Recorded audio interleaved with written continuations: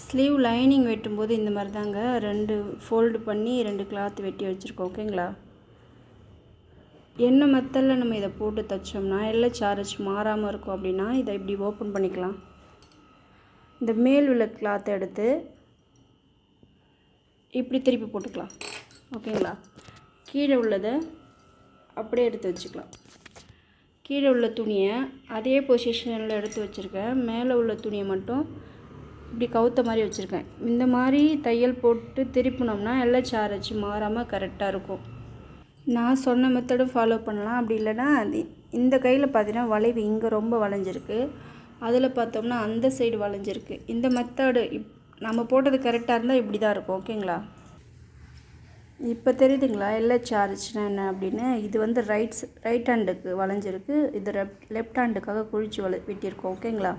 நான் சொன்ன மெத்தடில் நீங்கள் போட்டு